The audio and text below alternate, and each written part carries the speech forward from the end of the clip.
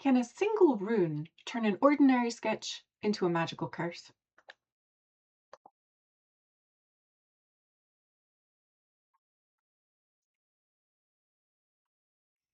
Hello, rune scholar. I'm the modern Erilar. One small runestone from 8th century Gotland has produced exactly that debate.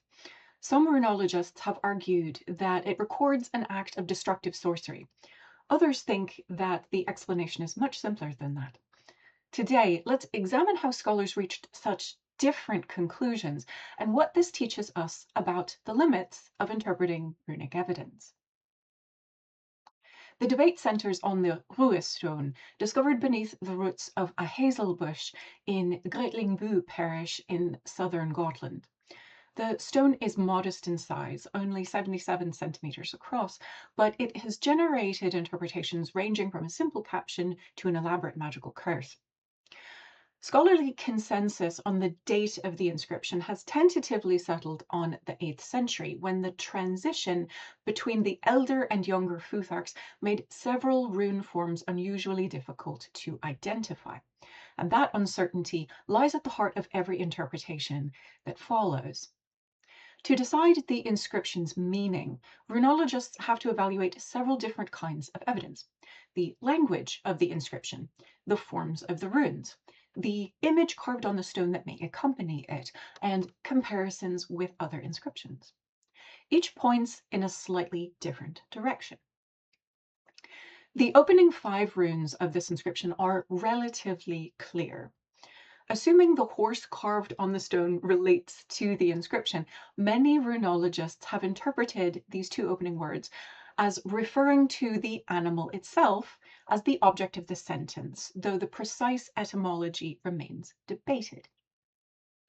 An unusual bind rune has also contributed to the debate, and the interpretation of the word it forms changes who or what the inscription is describing.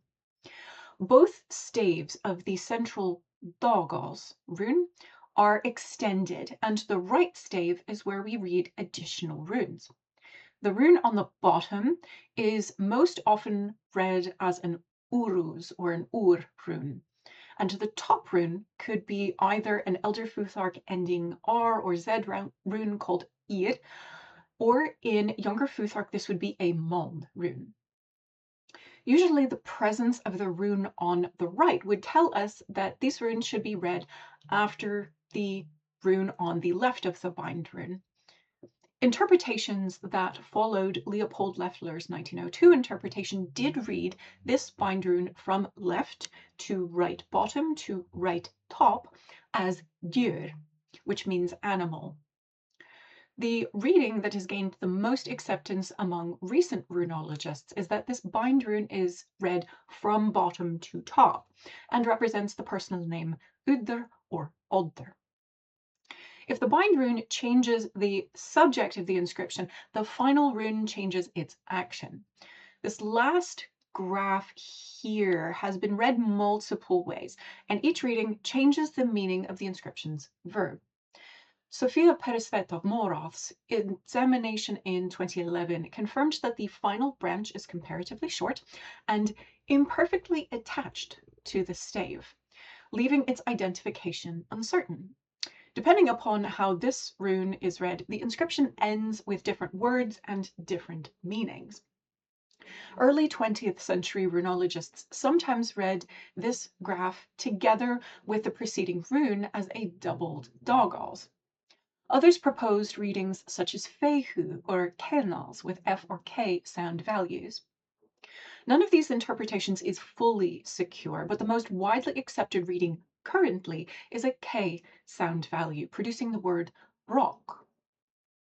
That uncertainty is significant. Depending upon how this final rune is read, the inscription can shift from a neutral statement to interpretations with a much more sinister tone. Once the final word becomes uncertain, the possible readings multiply.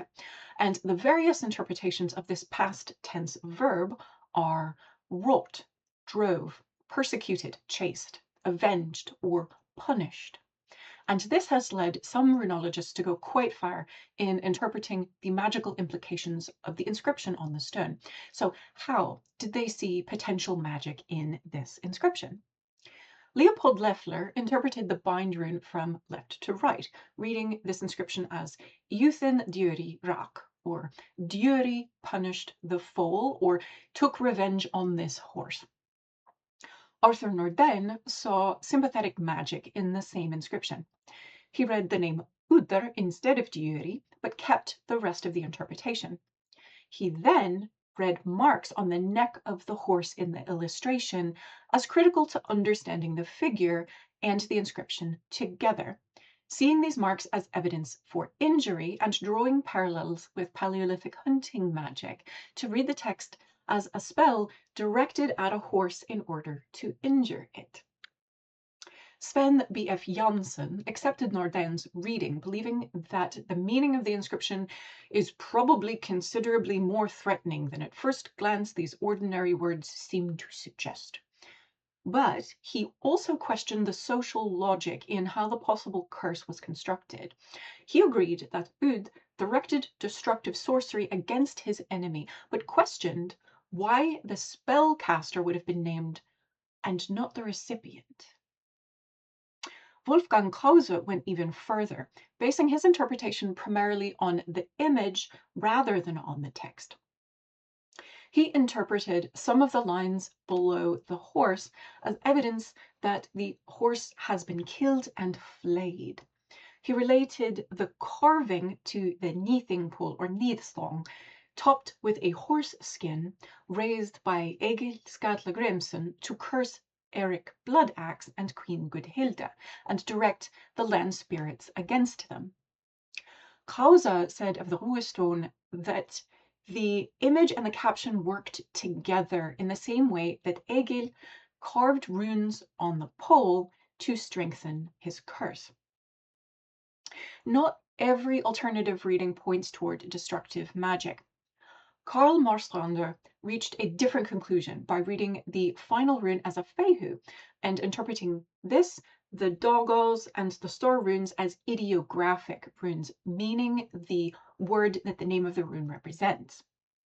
His reading then is Hew thin doggos or fehu, or dogger hewed or cut this stallion for good harvest wealth. His example looks to saga references to stallions dedicated to the god Frey, like the horse Freyfaxi in Rofnir Saga Freyskoda.